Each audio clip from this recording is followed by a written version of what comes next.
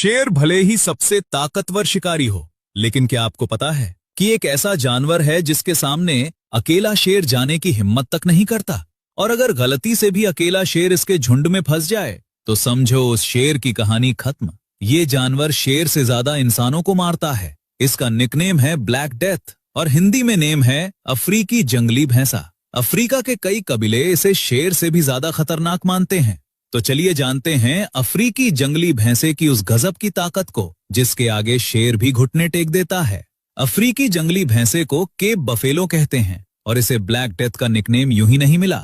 इसका वजन 700 से 1000 किलो तक होता है, मतलब 1 टन के करीब, और ऊंचाई 6 फीट, मतलब एक बालिग इंसान जितना ऊंचा। और जब ये गुस्से में दौड़ता है तो 57 किलोमीटर प्रति घंटा की रफ्तार पकड़ लेता है।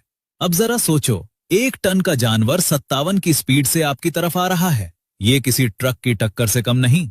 लेकिन इसकी असली ताकत है इसके सींग। केप बफेलो के सींगों की बनावट ही अलग है। सिर के ऊपर दोनों सींगों का बेस आपस में जुड़कर एक मोटी हड्डी की शील्ड बनाता है जिसे बॉस कहते हैं। ये बॉस इतनी सख्त होती है कि गोली भी टकराकर फिसल जाए। और सींगों का फैलाव 4 फीट तक, टिप से टिप। जब ये भैंसा सिर झुकाकर टक्कर मारता है तो शेर का पेट फाड़ सकता है, हवा में उछाल सकता है या जमीन पर रौन सकता है। और इसकी चमड़ी इतनी मोटी कि कई बार बाघ के पंजे भी अंदर नहीं जा पाते। कीचड़ में लौटने के बाद तो ये चमड़ी सूख कर एक कवच जैसी बन जाती है, बिल्कुल प्राकृतिक बुलेट प्रूफ जैकेट।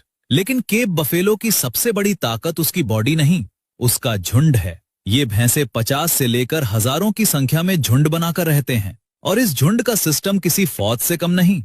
हर झुंड में एक डोमिनेंट मेल होता है, राजा भैंसा। वो तय करता है कब चलना है, कब पानी पीना है, कब रुकना है। कोई नौजवान भैंसा नियम तोड़े तो झुंड से निकाल दिया जाता है। लेकिन सबसे हैरान करने वाली बात यह है कि मादा भैंसों में एक वोटिंग सिस्टम होता है। जी हाँ, वोटिंग। जब झुंड को तय करना होता है कि किस दिशा में चलना है तो मादाएं उठकर उस दिशा में मुंह करके बैठ जाती हैं जिधर उन्हें जाना है। जिस दिशा में सबसे ज्यादा मादाएं बैठें, झुंड उसी तरफ चलता है। ये कोई ताकतवर बुल तय नहीं करता, ये डेमोक्रेसी है जंगली भैंसों की। और जब झुंड पर हमला हो तो पूरा झुंड 1 सेकंड में बदल जाता है। सभी बच्चों को बीच में ले लेते हैं और बड़े भैंसे गोल घेरा बनाकर सींग बाहर की तरफ करके खड़े हो जाते हैं। सींगों की दीवार, कोई शिकारी अंदर घुसने की हिम्मत नहीं करता। और अगर किसी भैंसे का बच्चा खतरे में हो और चिल्लाए तो पूरा झुंड बचाने के लिए दौड़ पड़ता है। शेर को पेड़ पर चढ़ा देते हैं, घंटों तक घेरे में रखते हैं और कई बार मार भी डालते हैं। अब आती है असली बात, शेर अकेला होने पर इस भैंसे पर हमला क्यों नहीं करता? इसका